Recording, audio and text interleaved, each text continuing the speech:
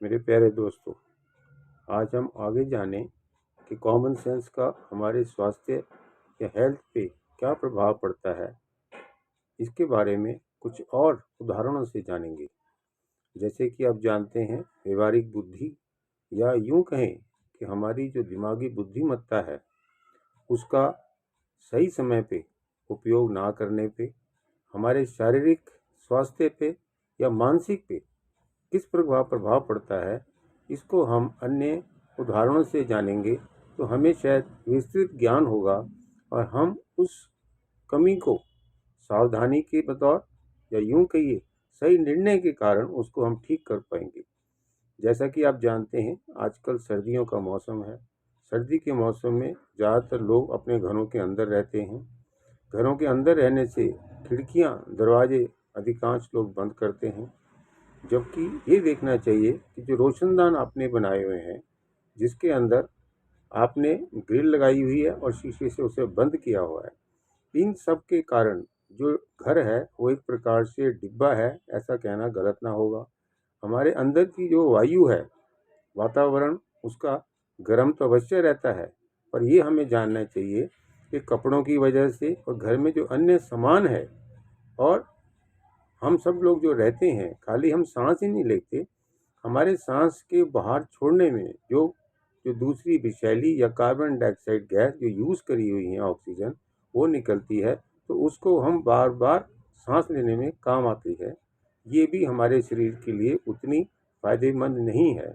इसलिए हमें ये देखना चाहिए कि कहीं ना कहीं अवश्य ही किसी एक ऐसे समय में जब घर में कम से कम लोग हों और हम उस हवा को एग्जॉस्ट करें, अर्थात हमारी जो रोशनदान है उसमें से उसको बाहर निकालेंगे तो अच्छा होगा।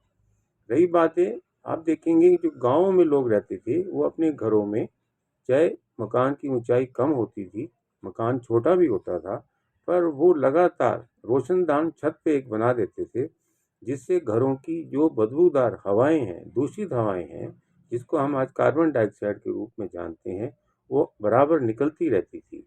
इससे भी घर के अंदर जो ऑक्सीजन है वो सही रहती थी। अर्थात कहने का मेरा मतलब है, सांस लेने में इतनी हमें घबराहट या किसी प्रकार की एलर्जी, खांसी, दमा ये सब नहीं होता था। ऐसे ही आप देखेंगे, जब हम सर्दियों के अंदर अपनी गाड़ी में बैठते हैं तो अपने वाहनों के अंदर हम बैठते ही क्या करते हैं, अपना हीटर चला लेते हैं, ताकि उसके अंदर, गाड़ी के अंदर मौसम जो है ठंडा ना हो, थोड़ा गर्म हो जाए। जबकि हमें ये देखना चाहिए वो गाड़ी कब से खड़ी है, तो क्यों ना हम उसको पहले उसमें जो हवा है उसको हम बाहर निकाल दें। जब हम बाहर निकालेंगे उसके बाद आप कोशिश करें कि उसके अंदर आप हीटर चलाएं, वो भी धीरे धीरे। जैसे जैसे धीरे धीरे बढ़ेगा आपका तापमान, उसका गर्म होगा, तो आप सर्दी से अपने आप को बचा पाएंगे। और ये आपको अच्छा लगेगा कि आप उसके अंदर से जो इकट्ठी हुई दूषित वायु है उसको आप निकाल पाएंगे। ऐसे ही गर्मियों के अंदर हम क्या करते हैं, गाड़ी बेशक बाहर खड़ी है, हम शीशा ना टूटे इसके लिए तो हम गुंजाइश रखते हैं उस शीशों को खोल के, पर हम ये नहीं देखते कि गाड़ी के अंदर बैठते ही गर्मियों में हम फट से एसी चलाते हैं, जो कि और जो उसके अंदर हवा होती है जिसको बाहर निकलना चाहिए पहले, वो नहीं निकलती, जबकि अंदर उसके और ठंडी चली जाती है। इससे भी हमारे कहीं ना कहीं फेफड़े प्रभावित होते हैं। ऐसे ही हमारी चमड़ी भी प्रभावित होती है, स्किन डिजीज भी हमें होती हैं, सांस, दमा, घुटन ये सब अक्सर होता है। इसीलिए आप देखेंगे सर्दियों के अंदर हम जब नहाते हैं तो हम ज़रूरत से ज़्यादा गर्म पानी से नहाते हैं, जो कि स्वास्थ्य की दृष्टि से फ़ायदेमंद ना होकर नुकसान करता है। इससे जो हमारे शरीर के ऊपर, स्किन के ऊपर जो गुड बैक्टीरिया हैं वो भी ख़त्म होते जाते हैं। ख़त्म होने से खुश्की होती है और उसके अंदर उसकी इम्यूनिटी कम होने से हमारे को एलर्जी बढ़ती जाती है, या यूं कहे फंगल इन्फेक्शन जो है बढ़ता चला जाता है। आप कहेंगे फंगल इन्फेक्शन का तो कारण कुछ और है, पर हमें ये भी देखना पड़ेगा कि हमारी स्किन की, चमड़ी की जो इम्यूनिटी है वो कम हो रही है। उसके अंदर जो बैक्टीरिया अच्छे वाले हैं वो फाइट नहीं कर सकते, और न जाने कितने वायरल इन्फेक्शन, बैक्टीरियल और फंगल इन्फेक्शंस को वो जन्म देते हैं। तो आपसे मैं ये कहूँगा, हमेशा किसी भी तापमान में जाने से पहले उसके तापमान से आप धीरे धीरे परिचित हों, अवगत हों, और अपनी बॉडी को अवगत कराएं, यानी कि जिसको आम भाषा में कहते हैं एक्लेमेटाइजेशन। तो ऐसे ही आप ये सब जानें कि ये तो मैंने आपको ऐसी साधारण सी बातें की जो हमें घर में, दफ्तरों में, ये सब गाड़ियों के अंदर, ये सब हमें ध्यान देना चाहिए कि जहाँ हमने सांस लेना है उसका वातावरण कम से कम हमारे शरीर के लिए, हमारे श्वसन संस्थान के लिए, स्किन के लिए, दिमाग के लिए वो अनुकूल ही हो, प्रतिकूल ना हो तो ज़्यादा अच्छा है। तो मैं आपसे ये कहूँगा, बच्चे हैं उनका आप ध्यान रखें, बड़े हैं उनका ध्यान रखें, और इससे ज़्यादा इम्पॉर्टेंट है जो लोग पहले से ही पीड़ित हैं सांस की बीमारियों से, एलर्जी की बीमारियों से, वो भी इन बातों का ध्यान दें। तो आप ये समझ गए होंगे कि कॉमन सेंस बहुत ज़रूरी है।